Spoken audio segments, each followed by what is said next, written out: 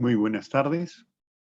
Nuevamente reanudamos nuestro Conectados con la Cultura y damos la bienvenida a nuestra expositora, Karina Pacheco Medrano. Karina Pacheco Medrano es de Cusco, escritora, antropóloga y editora. Es doctora en Antropología de América por la Universidad Complutense de Madrid. En literatura es autora de las novelas El Año del Viento del 2021, Las Orillas del Aire 2017, El Bosque de tu Nombre 2013, Cabeza y Orquídeas 2012, ganadora del Premio Nacional de Novela Federico Villarreal, La Sangre, el Polvo, la Nieve 2010, No olvides nuestros nombres del 2009, Premio Regional de Novela del Instituto Nacional de Cultura del Cusco y La Voluntad del Molle del 2006. También es autora de los libros de cuento Lluvia del 2018, Miradas, Antología de Cuentos del 2015, El Sendero de los Rayos del 2013, Premio Luces y Artes del Comercio a Mejor Libro de Cuentos del 2013 y Alma Alga del 2010. Ha sido la compiladora y editora de la antología de relato iberoamericano Cusco, Espejo de Cosmografía del 2014. Como antropóloga es especialista en temas de diversidad cultural, racismo y discriminación. Dirige Seques, Editores, editorial independiente especializada en historia, literatura y antropología. Dedica su tiempo libre al montañismo. Bienvenida, autora. Damos también la bienvenida a Adriana Peralta Villavicencio, del Cusco, fotógrafa, estudió periodismo en la Universidad Federal de Río de Janeiro y cursó la maestría de comunicaciones en la Pontificia Universidad Católica del Perú. Colabora con diversas publicaciones de prensa relacionadas a temas de identidad y preservación de la cultura andina. Su trabajo fotográfico es documental y su propósito ser cronista de las manifestaciones de la cultura regional y cotidiana de la gente del Cusco. Es la responsable de los proyectos gráficos de Seques Editores y es miembro del colectivo de fotógrafos Ñawinchis, Cusco, octubre del 2021. Entonces, nosotros los que estamos conectados a la cultura vamos a estar gustosos de escucharlas. Yo me eclipso, tienen la hora para ustedes, todo para ustedes, y dejan un espacio para las preguntas, ¿no? Unos 10 minutitos, ¿no? Bienvenidas y adelante.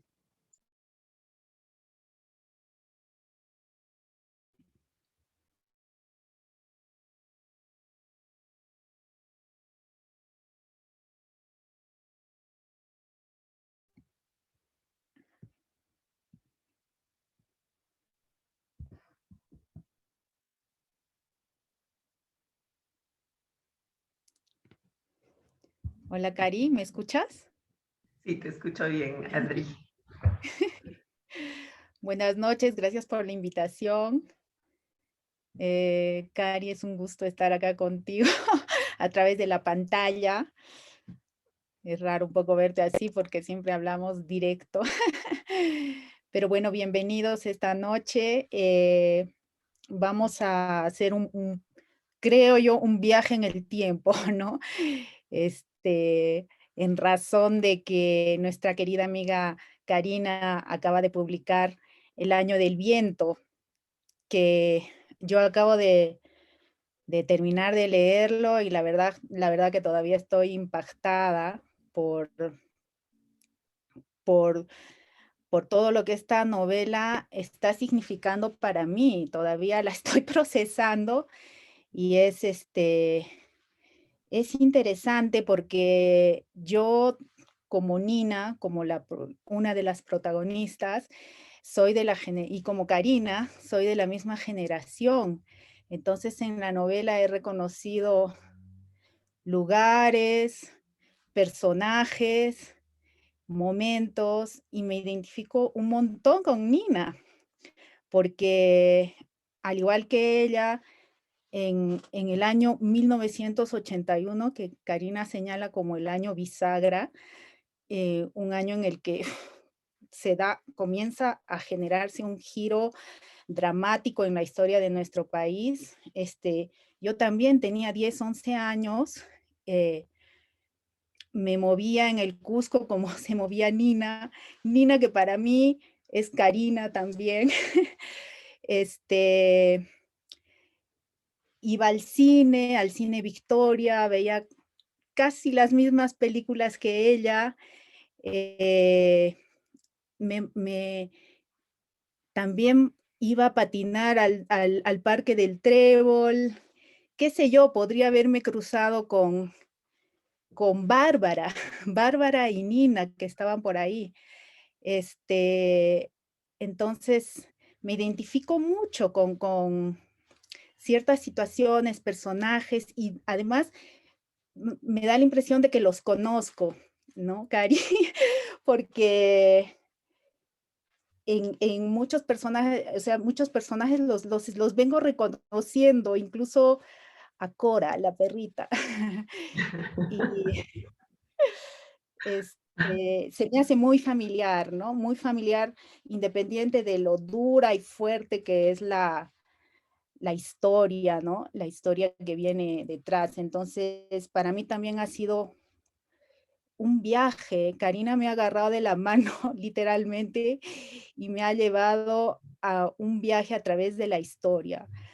Un viaje que a veces yo creo que sirve de metáfora, porque muchos no hemos llegado a procesar en profundidad lo que han sido estos 20 años, ¿no? De los 20 años del conflicto armado, todo lo que ha implicado, lo duro que ha sido sobre todo para las personas del campo, lo invisible a veces que ha sido para gran parte de la sociedad peruana, el sufrimiento, el dolor, los traumas que todavía seguimos arrastrando por no haber querido ver, por no haber sabido procesar, por no darle el lugar a la memoria que teníamos que haberle dado. Entonces yo creo que una novela como El Año del Viento es saludable, hace parte de lo que tenemos que coger como medicina, como aquello que nos ayuda a procesar nuestra propia historia, y no podemos sentirnos aparte de todo lo que ha pasado, porque es parte de nuestra historia. Nosotros hemos vivido esos años, las generaciones futuras dependen también de cómo nosotros arreglemos todo esto y veamos la manera de curar heridas, ¿no? Y hay maneras de curar heridas como en la literatura, yo creo en el arte, en la misma reformulación de la educación.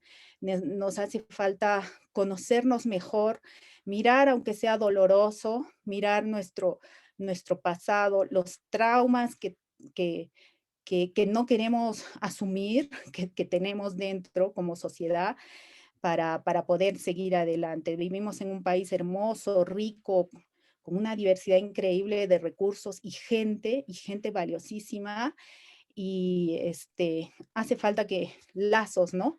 Lazos con el pasado y lazos entre nosotros para seguir adelante.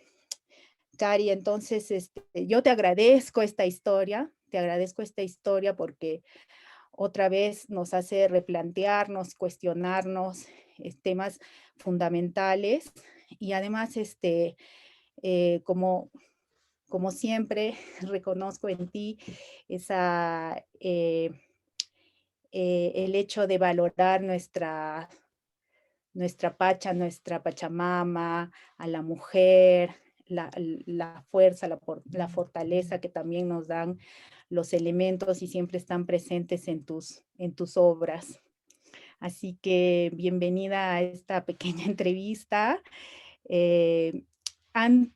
Bueno, por favor, adelante, y después me gustaría leer un poquito de un verso que está ahí dentro de tu libro para empezar el viaje.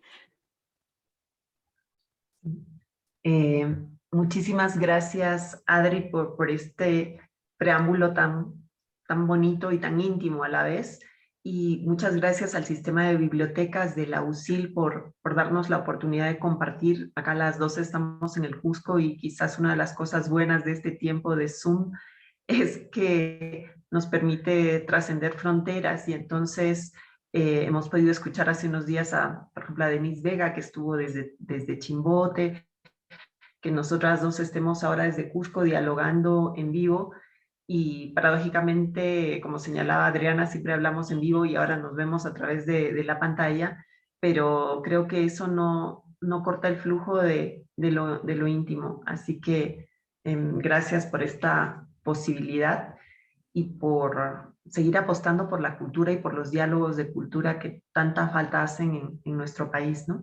Eh, Dicho esto, Adriana me decía que recién terminó de leer la novela hoy, esta mañana, y me alegra que podamos hablar de esta novela. Así que yo me pongo más en disposición de escuchar tus preguntas y también tus propios comentarios, porque lo que has venido diciendo son discusiones sobre las que venimos hablando muchos años, ¿no? ¿Qué es la memoria? ¿Cómo podemos construir futuros si no reparamos heridas que están ahí aguardando, si no sacamos lecciones de las grandes tragedias del pasado para hacer efectivo cosas como que a veces se repiten como cliché, pero que tienen que tener asidero en aprender del pasado, que es ese para que no se repita, por ejemplo, ¿no? Entonces, pues me dispongo a tus preguntas y a comentarios. Bueno, Cari, como te digo, para mí ha sido, sobre todo esta novela es un viaje, ¿no? Un viaje al pasado. Entonces quería leer un pedacito de una parte en verso, porque tú combinas en la novela la prosa y hay como eh,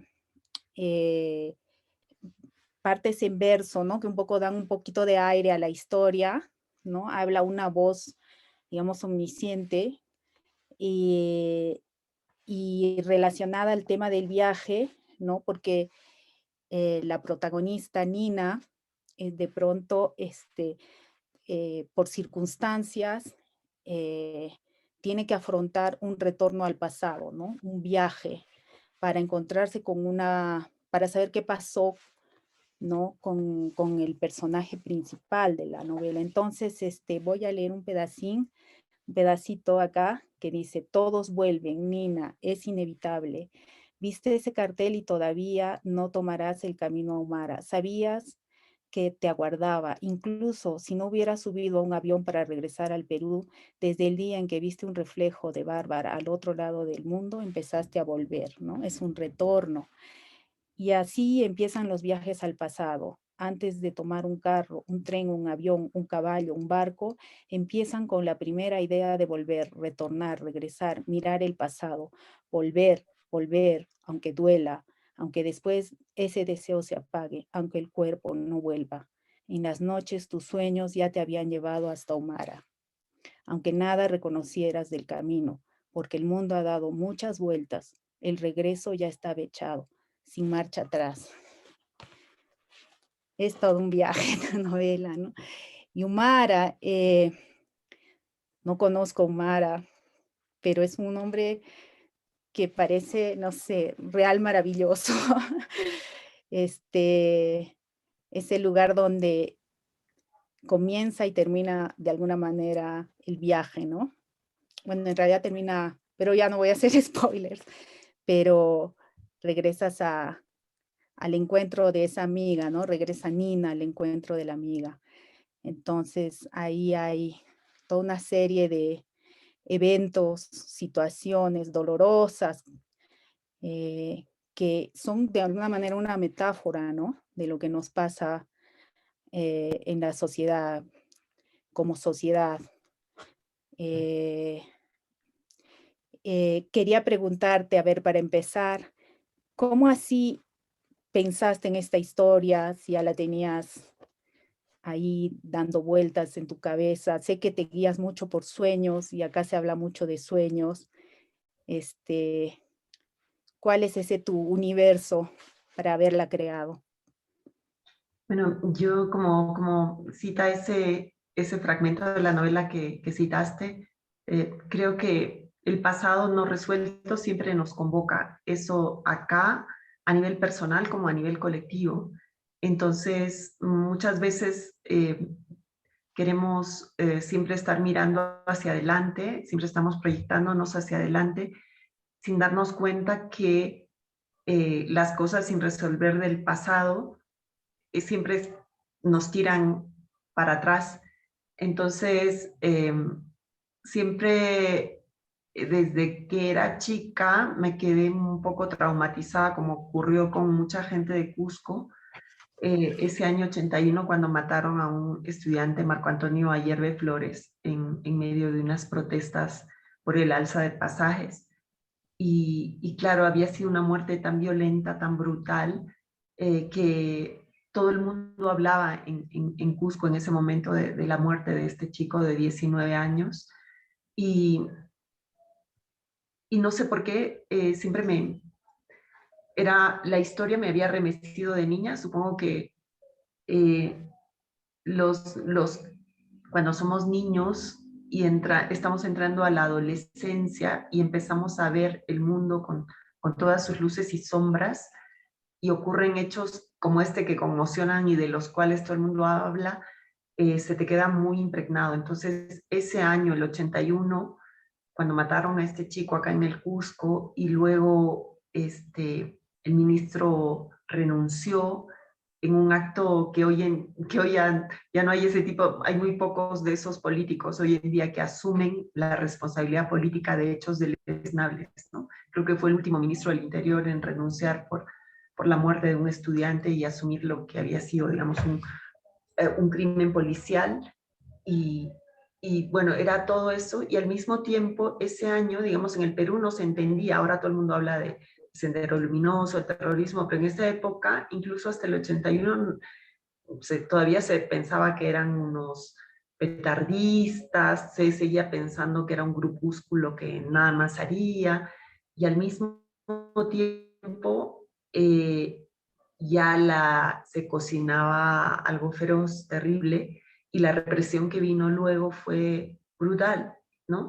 Entonces nos dejó, como país estamos traumatizados, y yo pensaba esa infancia, hasta cierto punto, infancia personal, de alguien de clase media privilegiada, de una ciudad como el Cusco, que podía ser cualquier otra ciudad del país, donde los abismos están ahí, ¿no? Entonces es una niña que patina, que está feliz jugando, y al mismo tiempo, poco a poco, esa infancia se ve conmocionada por todos estos hechos, y al mismo tiempo está este otro personaje, que es de algún modo hace las preguntas que hace ese Perú que permanentemente está siendo abandonado, que no tiene voz, a veces ni siquiera tiene voz en la literatura, y eso es importante decirlo.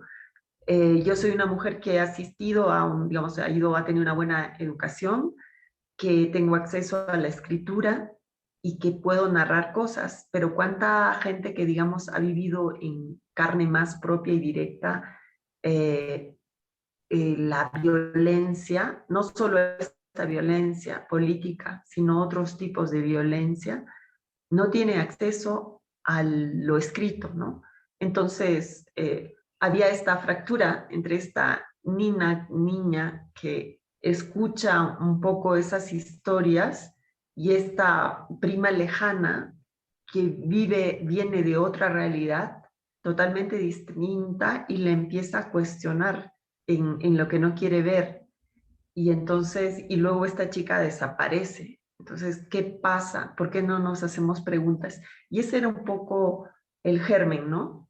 Esa propia memoria infantil que se vio turbada por toda esa violencia que asoló al país, pero que sin embargo no se veía tan afectada como todos estos otros que se vieron arrasados por la violencia, ¿no?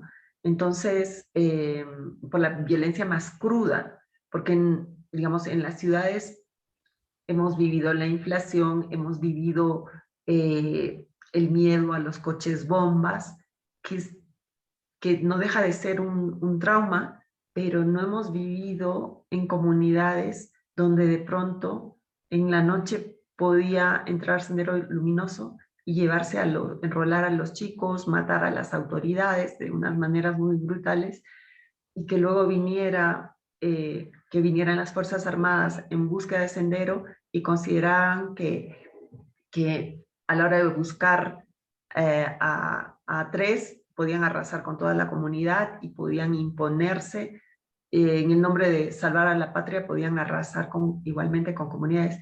Y entonces el terror que vivieron estas comunidades no se asemeja al nuestro. Y sin embargo, entonces, claro, me interesaba mostrar esas diferentes maneras de vivir la violencia, sin minimizar los miedos que se vivieron en la ciudad. De algún modo no fueron los mismos de la gente que más los sufrió, ¿no? Entonces las preguntas estaban allí, y la literatura sirve para eso, para acercar a través de la ficción miradas, historias, preguntas y escenarios que a veces al verlos en ficción, paradójicamente quien lee puede sentir una cierta mayor intimidad y conexión con eso, ¿no? Sin pretender que una sola novela o unas pocas novelas cuenten toda una realidad tan gigante como la que se puede haber vivido. Claro, creo que a muchos nos pasó, ¿no? Sobre todo gente que vivíamos en ciudad. Bueno, cuando comenzó todo esto, digamos, la gente como yo, tú, que éramos de la generación de Nina, de tu personaje, este, éramos todavía niños realmente, ¿no? Pero en su momento la sociedad no supo leer las señales, no supo identificar lo que se estaba, como tú dices, cocinando ya, sobre todo en los sectores rurales, ¿no? Y eso ha sido terrible porque ha habido todo un tiempo en el que en las profundidades de nuestro país ya la cosa se iba cocinando y fuerte, ¿no? O sea, vemos en la novela y ha pasado, de hecho, vemos estos profesores, ¿no? Que ya iban adoctrinando a los niños, chicos que podrían ser, o sea, chicos brillantes, ¿no? Chicos inteligentes, y los vemos, y ¿por qué no? O sea, en cualquier sitio, niños inteligentes que pueden destacar y todo, que se dan cuenta de cómo son las cosas y de cómo están postergados también. Y, y pues son niños que en su momento también eran niños, entre comillas, sin futuro, ¿no? No veían futuro, pues estaban empobrecidos, postergados, y pensaban que se enrolaron de alguna manera porque pensaban que la única manera de salir de esa situación era a través de la subversión, ¿no? Y lo que le pasó también a la protagonista. Y es lo que le ha pasado a mucha gente, ¿no? Qué pena, o sea, qué tristeza profunda saber de generaciones totalmente perdidas, ¿no? Por esa situación. Y a veces, y además en el campo no había escapatoria, ¿no? O sea, si no era que te enrolabas en las filas de Sendero Luminoso, también el ejército por el otro lado estaba merodeando y cometiendo atrocidades, ¿no? Una situación de terror terrible, la que no hemos sabido mirar, y se refleja totalmente en la novela. Por Sí, otro creo lado, que... Fanny, ajá, dime. No, no, Sí, sigue, por sigue. favor. No, porque ya era otro tema, así que vamos complementando lo que he dicho. Sí, yo creo que tenemos que aprender a cómo construimos puentes para atravesar los abismos que a veces tenemos entre peruanos, ¿no? Ese mirarnos con desconfianza, ese no mirarnos, ese querer pintar al otro desde nuestras propias perspectivas, ¿no? Y entonces a mí es algo que alguna vez ya comenté, pero me gusta reincidir en ello. Lo político sigue siendo importante y hay que prestar atención a dar un futuro, a dar esperanza, a dar cabida a todas esas enormes potencialidades. En el Perú nos acostumbramos a que haya millones de niños que simplemente con que, bueno, con que vayan, que tengan su escuelita y aprendan a leer, parece que eso es suficiente, y no que esos niños tienen cada cual un inmenso potencial para ser ingenieros, abogados, pintores, escultores, médicos, grandes ciclistas, etcétera, pero que simplemente diciendo, bueno, que se contenten con tener una escuelita y que tengan su local escolar es suficiente. Entonces, los niños no son tontos. O sea, hay un momento donde dicen que no tengo nada más y además vivimos en un país de la ostentación, donde por un lado quien tiene suele ostentar mucho como un signo de poder, de autoestima, ostentar demasiado lo que tiene. Entonces todos esos que viven con migajas se hacen preguntas difíciles, terribles. Entonces tenemos que un poco ser más delicados y más comprometidos a la hora de respetarnos, ¿no? A la hora de, de comprometernos a construir algo que esté bien para todos, no solo para los míos, ¿no? Y cuando dices eso, a veces te terruquean por decir algo tan elemental y de sentido común. Y me parecía importante recordar eso, que aquellos que triste y trágicamente se enrolaron en Sendero y se lanzaron a ese incendio que supuso el terrorismo en el Perú, no eran simples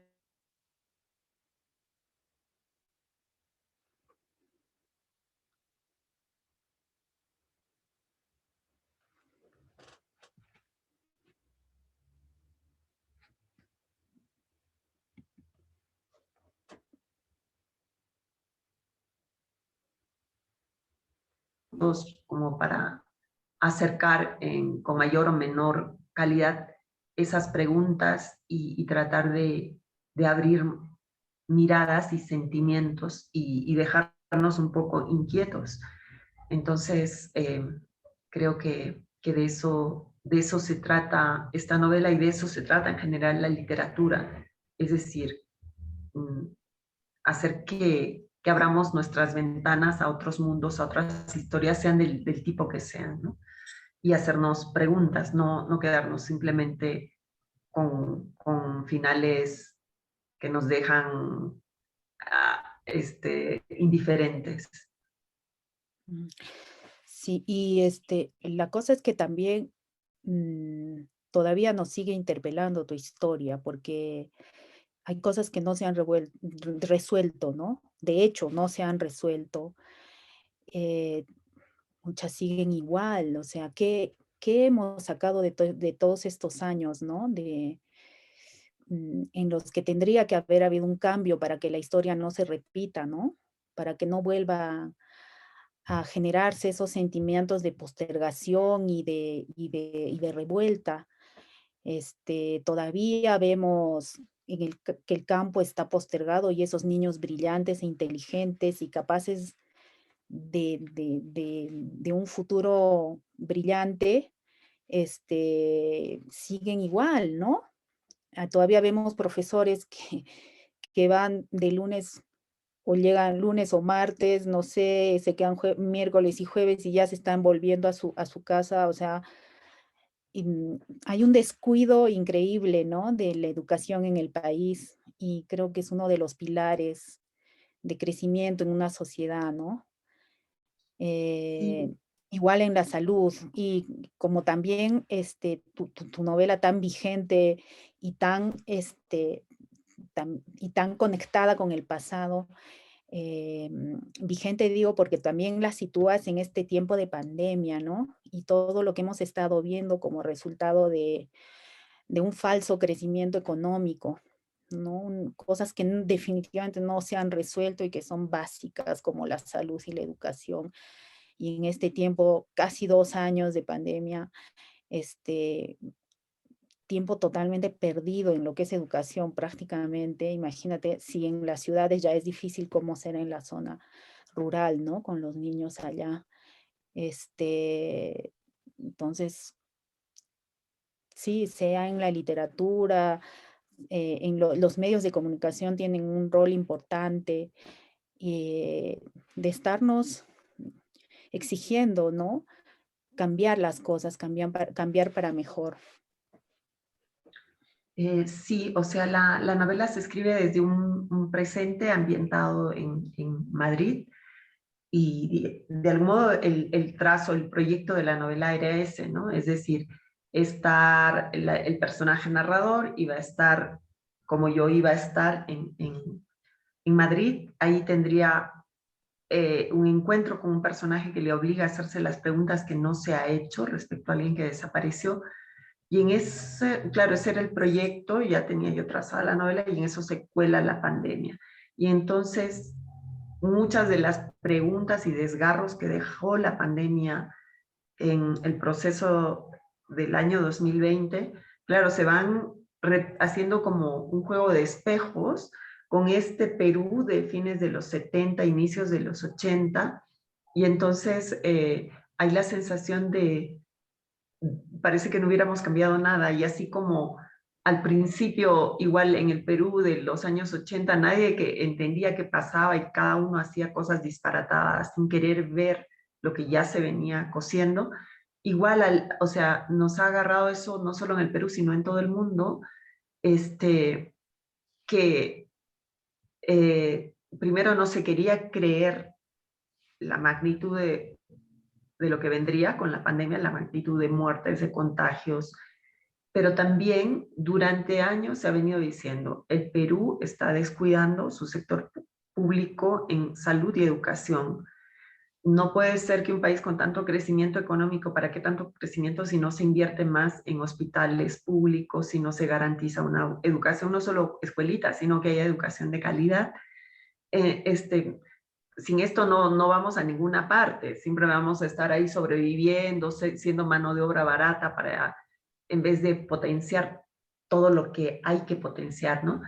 Siempre se venía diciendo eso, y era como, se seguía postergando, viene la pandemia y nos desnudó, vio que ese crecimiento tiene pies de barro si tú no garantizas que haya suficientes hospitales, con suficientes médicos, con suficientes camas UCI. No es gratuito que acá haya muerto tanta gente, ¿no? Entonces, claro, era un poco ese diálogo entre estás recordando en medio de un país un mundo que está en caos y en cataclismo, y ese remontarse atrás a ese otro Perú en cataclismo, ¿no? Entonces, de algún modo, la novela, digamos, tiene ese juego de espejos entre presente y pasado, y ese viaje al pasado, de algún modo, se ve más tocado y atravesado por las preguntas que deja y nos deja este presente tan inmediato, y que nos deja con un duelo tan hondo, ¿no? Han muerto ya más de 200.000 personas en el Perú, y, y hay que hacernos preguntas también, ¿por qué? Porque si bien es cierto, la pandemia ha asolado en todo el mundo, justo en los países, no solo es el caso del Perú, pero en los países con menor atención a su sistema público son los que más han sufrido, porque hay mucha gente que podría haberse salvado, pero que no pudo acceder a camas en hospitales, o a veces ni siquiera a oxígeno, ¿no?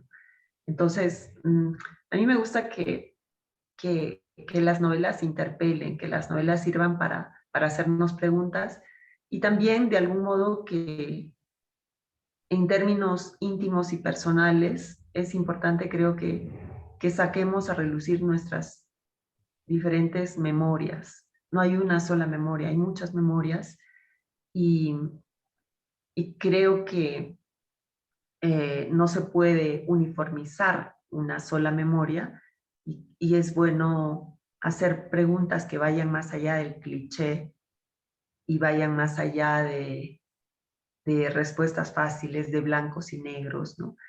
Y eso es algo que permite la literatura. Sí, realmente permite entender mejor esa cosa de buenos y malos, ese blanco y negro no nos permite entrar en los, digamos, hablando en términos fotográficos, en la zona de grises, ¿no? Es digamos, donde está el peso realmente, ¿no? Porque tal vez llevamos las cosas y la realidad, nuestro entendimiento de la realidad a esa cosa binaria, ¿no? De malo, bueno, los senderistas eran los malos, no sé qué, los buenos, ¿no? Porque también nosotros construimos una historia que sea conveniente de repente, que no sea tan dolorosa, ¿no? De repente queremos seguir un poquito en nuestra zona de confort y no hurgar y entrar a esa zona tenebrosa y de tinieblas, ¿no? Que hace parte también de nuestra historia y nuestra realidad, ¿no? En ese sentido, el viaje de la protagonista no le queda otra, ¿no? Ya empezó y sigue, y sigue, y sigue, sigue hasta encontrar la verdad. Y podría ser también interesante que cada uno haga un viaje así, ¿no? Y entienda la realidad en todos sus matices, ¿no? Sí, Y cambiando un poco a otra parte de la novela, lo que me gusta es que también visibilizas de alguna manera, o sea, de hecho, sirve visibilizar a esos héroes y heroínas anónimos, ¿no? A esa gente que quedó, a los deudos, a los familiares, a cómo se trastornó también la vida de toda esta gente del campo, ¿no? A los que no les se vieron enredados, se vieron en estas situaciones porque eran familiares, madres, hermanos, ¿no? De personajes que, que entraron en la subversión o que de alguna manera estaban ligados, ¿no? a la violencia. Es interesante, y es interesante también el rol de la abuela, la niña, esas figuras y cómo influyen, ¿no? en Nina y en todo lo que se va armando, frases, juegos, cómo vas tejiendo la historia, me pareció también súper interesante, en cómo tiene sentido al final, ¿no? Todo en la historia. sí, me parecía interesante que, o sea, que no fuera una única voz, la de la narradora Nina, que digamos puede tener cosas de ti, de mí, de personajes urbanos, sino que luego entran en contacto con ese otro mundo rural y se ve remecido, pero al mismo tiempo me parece interesante esa otra voz, ¿no? Esa voz de la que tampoco se sabe nada, que es qué pasó con esa abuela de Bárbara a la que Nina llega a conocer. Y entonces esa voz va a intervenir y es la voz un poco vamos a decir, en verso, que va apareciendo ahí como si viniera del mundo de los muertos, ¿no? Entonces, jugar, entre comillas, jugar con diferentes voces permitía que no hubiera una sola voz conducente de la historia, sino que hubiera esta otra voz que hace preguntas difíciles también, ¿no? Y que se mete en la historia, porque la historia la está evocando a ella. Y ese personaje tampoco se sabe qué pasó con él. Se cuenta una historia, así como se nos cuentan historias a nivel familiar, cómodas, ¿no?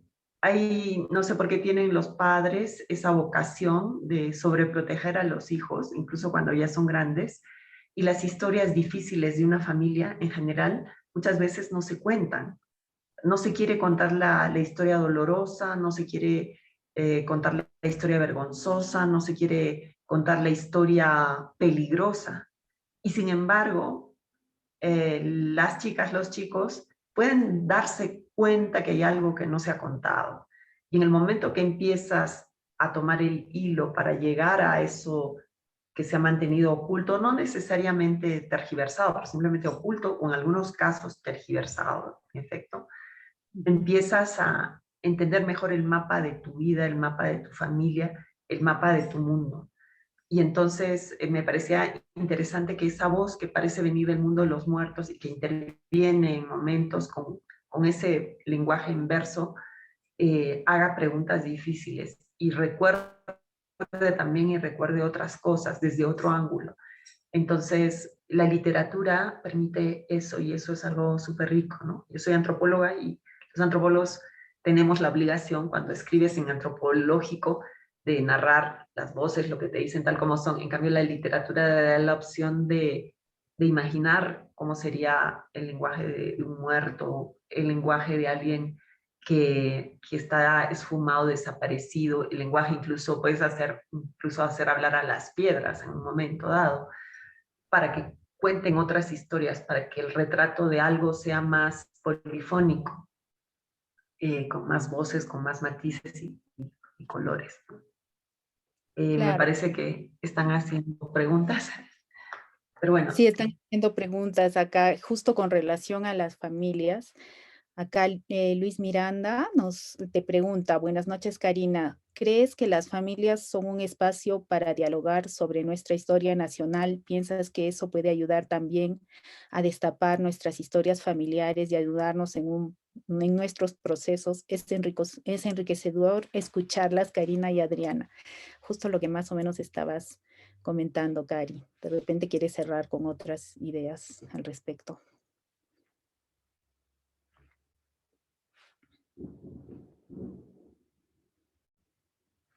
Creo que se ha quedado.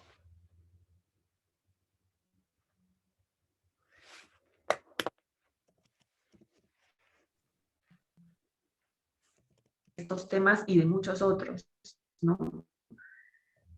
Pero a veces las familias se enseña a los padres a ser una suerte de guardianes de la moral y la buena educación y por tanto a veces hay padres que se convierten en celadores de memorias y no quieren hablar de temas incómodos. Ya no solo me refiero a historias como puede ser la violencia política o como puede ser, sino historias, por ejemplo, de por qué los padres aparecen hijos dentro de una familia, ¿no? Entonces, esos temas no se quieren tocar. No se quiere tocar el tema, de pronto puede haber familias donde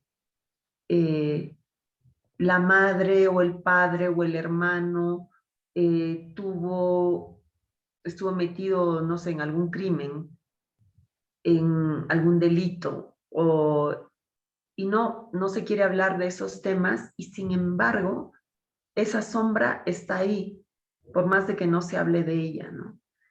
Se quiere idealizar la familia como lugar del amor, la paz, y muchas veces las familias son territorio de poder también, donde la gente ejerce poder, donde hay celos, donde hay gritos, donde hay cansancios, donde hay deseos de huida, y no, o sea, se marca como que la familia, la mamá es el pilar, y de pronto la mamá no es el pilar, y todos los hijos se ven como cargando con una historia donde la mamá no es ningún pilar y puede ser más bien una tirana.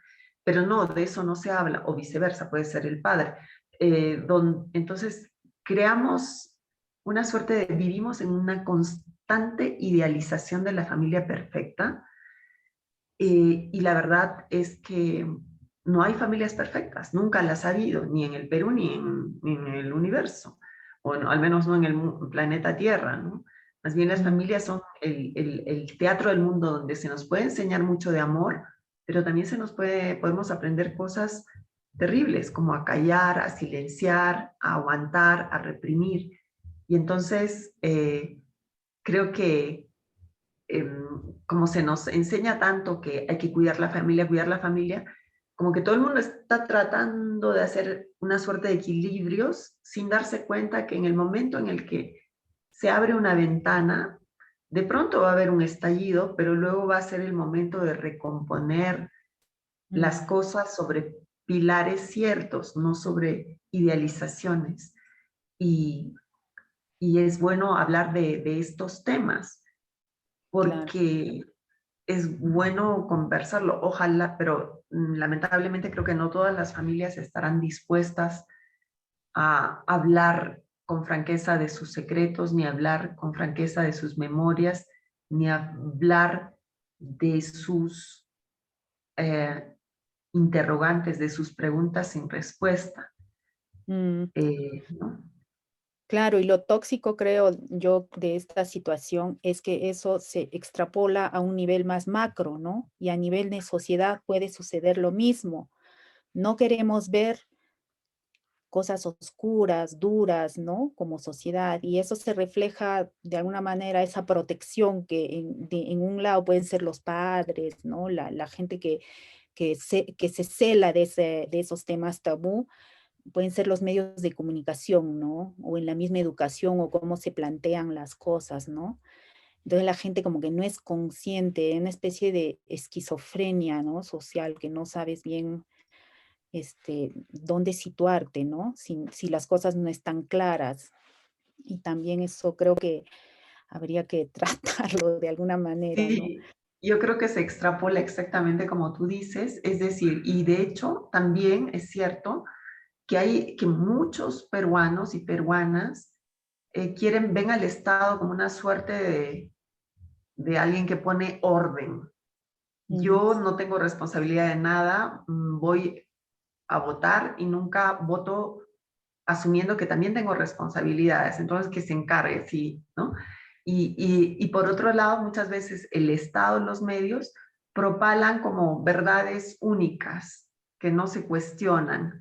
Y es decir, hacemos ese ejercicio pequeño de la familia donde se idealiza que hay que crear una cierta de idealización de cómo son las cosas, está extrapolado en todo. Entonces, hay temas de los que no se permite hablar o que, de los cuales se demoniza.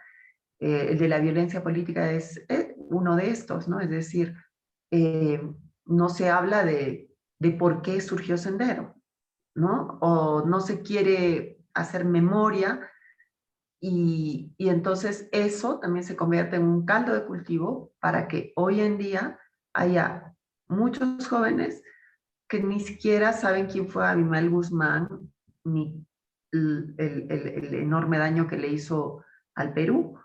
O sea, así como por un lado se demoniza, se terruquea a medio mundo, por otro lado, ese no mirar, no reflexionar sobre el pasado está terminando, contribuye a que finalmente haya muchos jóvenes que tampoco saben qué pasó y que alegremente puedan pensar que aquello no fue nada del otro mundo, que esas cosas pasan, ¿no?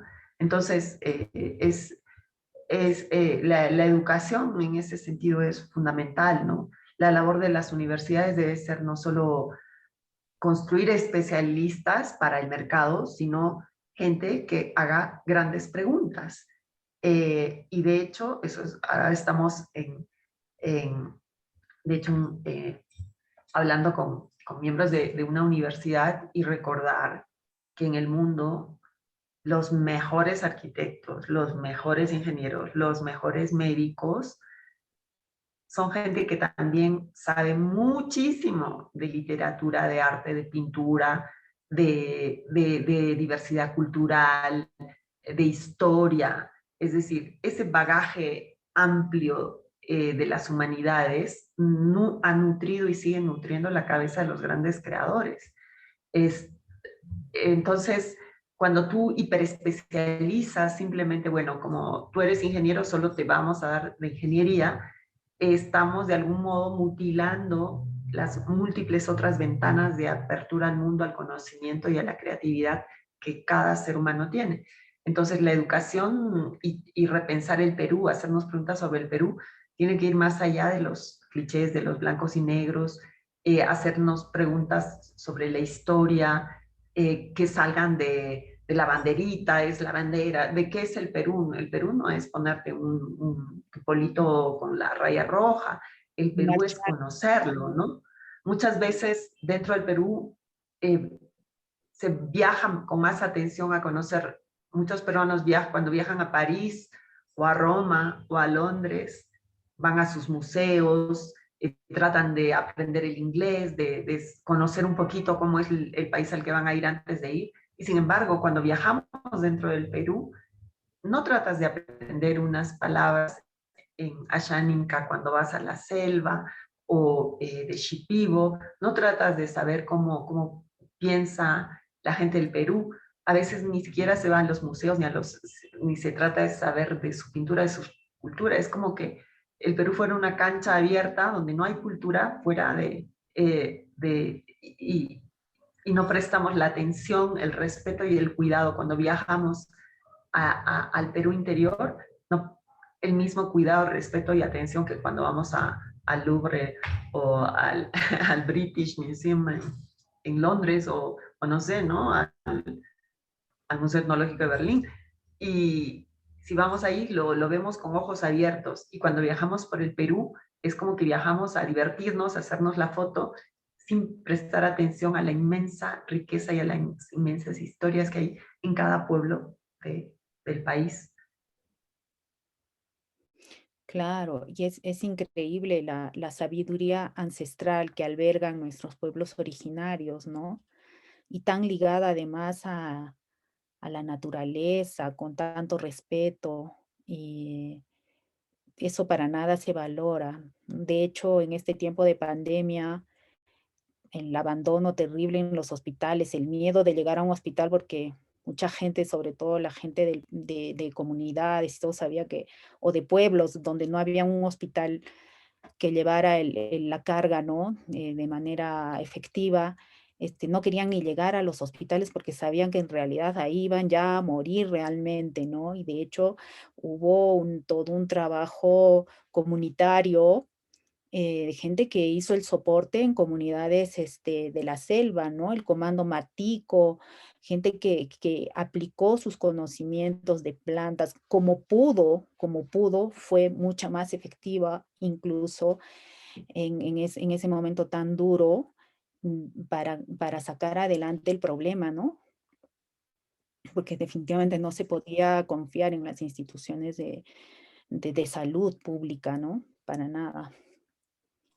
Yo creo que las grandes tragedias nos remecen y si no sacamos lecciones y cosas buenas que puedan dejarnos como lección, o sea, es absurdo, ¿no? Simplemente decir, pasó esto y decir, ya, ¿yo qué aprendo de todo esto? Y como tú dices, cuántas comunidades, incluso en los lugares, en ciudades grandes y pequeñas, pudieron resistir a la muerte y a la pandemia a través del apoyo mutuo. Esas cosas que luego dejamos, nos parecen como secundarias, han sido lo fundamental para que mucha gente sobreviva. O sea, la crisis económica que trajo la pandemia, en tantos lugares lo comunitario ayudó, ¿no?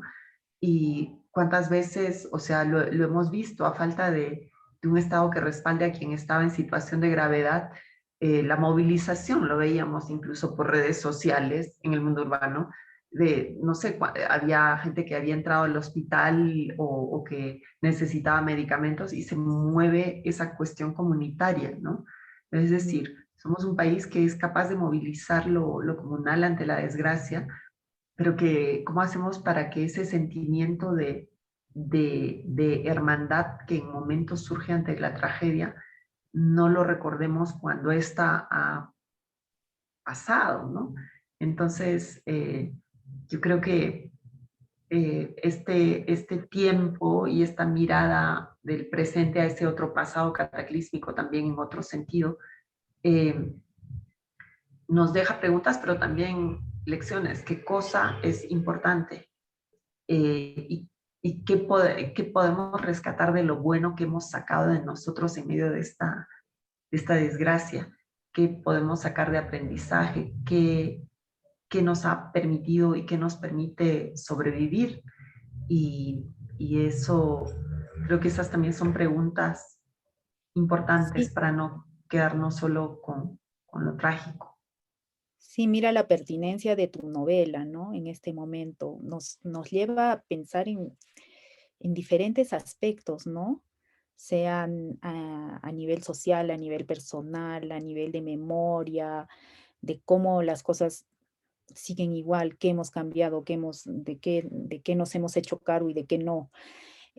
Voy a leer una otra pregunta, Cari, de Roger Giraldo Rojas, que dice, ¿cómo ve el futuro del país respecto a esa disparidad entre el mundo rural y urbano? ¿Cree que alguna vez entre ambos desaparezca la brecha que los separa?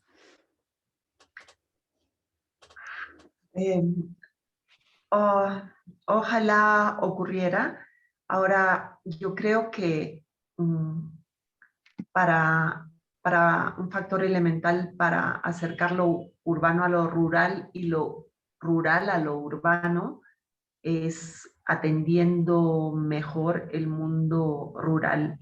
O sea, esto es algo que no solo está pasando en el Perú, sino en todo el mundo, ¿no? O sea, acá en el Perú, por ejemplo, lo estamos viendo en el Cusco, de manera dramática, lo estamos viendo con el tema del aeropuerto de Chinchero, ¿no? Se ha vendido una idea de modernidad donde la modernidad es cemento, donde la modernidad solo se entiende por medio del avión, y nos olvidamos que la modernidad, más modernidad del mundo en este momento es lo ecológico. Pero siempre en el Perú vamos recontra la saga de esa mejor modernidad. Y mientras hoy en día países como Alemania, el partido político más fuerte y más sólido en este momento son los verdes, porque se han dado cuenta que y ya la pandemia eso ha hecho que se haga. En el Perú y en Latinoamérica seguimos apostando porque tenga que ser cemento y porque no somos capaces de imaginar que pueda haber más turismo, sí, pero sin destruir. O sea que para construir no necesitamos destruir. Entonces, una manera de acercar lo urbano a lo rural es recordar que lo rural tiene mucho que aportar al mundo urbano y que todos los días lo aportan, ¿no? Es decir, si tenemos políticas por las cuales se pagan mejor los precios por alimentos, por el agua, valoramos más lo que es la calidad del aire limpio, por el agua, estaremos realmente valorando a esos millones de personas que trabajan durísimo para darnos de comer a todos. Pero no, mientras desde las políticas públicas y desde una mirada lamentablemente muy racista, se piense que el trabajador del campo es la última rueda del coche, cuando es la rueda esencial en el día a día, pues cada vez va a haber esa idea de construir modernidad destruyendo o mirando siempre con la mirada de arriba hacia abajo a las culturas y pueblos que están en ese otro lado. Entonces, yo creo que eh, cómo construimos respeto, una mirada respetuosa y al mismo tiempo una mirada de puente, sin idealización, porque tampoco la cosa es idealizar el mundo en el campo y que las culturas del campo son los máximos. Como todas, tienen sus cosas buenas, sus cosas eh, malas, humanos al fin todos, como los de las ciudades, pero estamos olvidando algo elemental y es que sin el campo la ciudad no existe, ¿no? Y eso se ha visto en la Entonces, pandemia, ¿no? También, o sea, la vuelta al campo de gente que estaba postergada en las ciudades, los migrantes, tuvieron que regresar, aunque sea a pie, penosamente, tuvieron que volver a sus lugares de origen y sabían que ahí iban a estar más seguros, ¿no? Que en la selva de concreto, que es la ciudad, sobre todo la sí, ciudad la grande, ciudad puede ¿no? ser terriblemente dura, terriblemente, creo que también hay que dejar de idealizar en extremo porque a veces las situaciones paupérrimas, atroces, en las que llegan a vivir mucha gente que migró a la ciudad pensando que iba a encontrar una vida mejor y luego lo que encuentra es terrible, también se tiene que hablar y discutir más de ello y de hecho la pandemia nos lo ha mostrado. Creo que, no sé cómo vamos de tiempo. Y hay una Si hay una pregunta última ahí. pregunta, sí. Yo quisiera, ¿cómo introducir a nuestros estudiantes universitarios a una educación intercultural y cómo los docentes pueden ayudar a ello?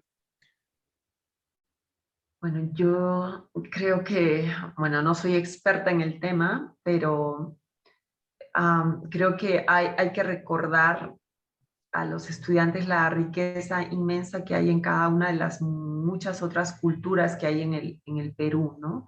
Entonces, no quedarnos con el póster donde lo andino se homogeneiza y, por ejemplo, recordar cuando se dice, ay, el sur es sumamente diverso.